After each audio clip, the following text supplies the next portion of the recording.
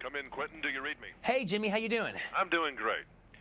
My daughter, I took her, she had not seen Kill Bill 1, so I took her to see Kill Bill 2. And she looked at me at one point and she said, she's 18 years old in high school, "Daddy, it's the weirdest movie I've ever seen." But I said, "You like it, don't you?" She said, "I can't keep my eyes off of it." But man, that's a wonderful compliment. But that really, I mean, it really, well, people don't know what to think about your movies sometimes, though. You have to hear that. Yeah, but that's really good. I mean, how many times you go to a movie and like, yeah, you had fun for the moment that it was on, but by the time you walk to your car, you've almost forgot about what you saw, or, you know, the images are just kind of glazing over you, whether you're watching a video or at the theaters or something. But you know, when you're watching something, you know, I want to give you a movie that, like, you know, okay, that night you went out to the movies. That was worth leaving your house for. That was worth paying money for. You've been to the movies that night. And you want people to see your stuff on the big screen, I hope, don't you? Oh yeah, no. I mean, that's the ultimate goal, is to see it on the big screen with an audience and having an audience reaction, you know, so everyone's having, you know, a community of audience members, you know, responding together. How did she like it by itself, seeing it just as Volume 2? She liked it, but I mean, it was one of those movies she kept asking me about, which is, again, you know, usually we're in a fast food society and you do forget. And your movies, I mean, all of them for that matter, but this particularly, when you watch, because I had just seen the one on video and then watched them all together in a relatively short period of time again. And it's just an amazing, I mean, is this your Star Wars kind of? Yeah, no, it definitely is. It definitely is my, yeah, it is sort of like Star Wars, and it's in the way where it's like, not only am I telling a story, I'm also creating a mythology. I'm creating a different universe and a mythology for all these characters to exist in.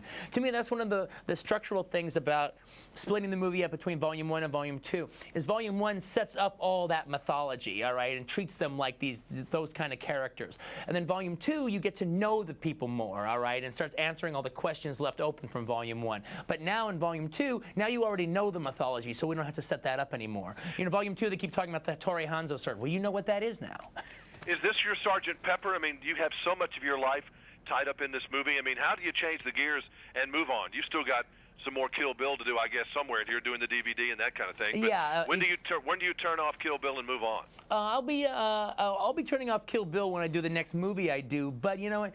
There is a lot of this story to be told. Like I said, with this whole mythology aspect, I'm kind of curious about the idea of maybe doing a full-length Japanese anime feature that would kind of tell the origin of Bill, how Bill became Bill. You know, with the three Godfathers there, Esteban Vigeo, Hattori Hanzo, and Palme.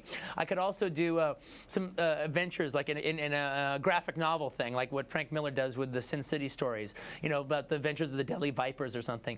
And I'm thinking about 15 years maybe doing another Kill Bill movie that would be about what happened to Vivica Fox's daughter, Nikki, all right, after you're spending 15 years wanting revenge, and then 20 years, you know, at age 20, she goes after Uma for revenge. Absolutely. Well, I tell you what, you're a fascinating filmmaker, and it's great to go to your movies. By the way, I saw a pretty decent one yesterday too, Man on Fire. But I'm pushing Kill Bill because I got to get people to see that too. Oh, good deal. Well, I'm a big fan of Tony Scott. He directed the film that I wrote, True Romance. So I'm looking forward to see Man on Fire as well. Yeah, it's actually, yeah, I've seen two good movies in a row. I'm on a roll. Oh man, good deal. Good for you. All right, see you later. Bye bye. Thanks a lot.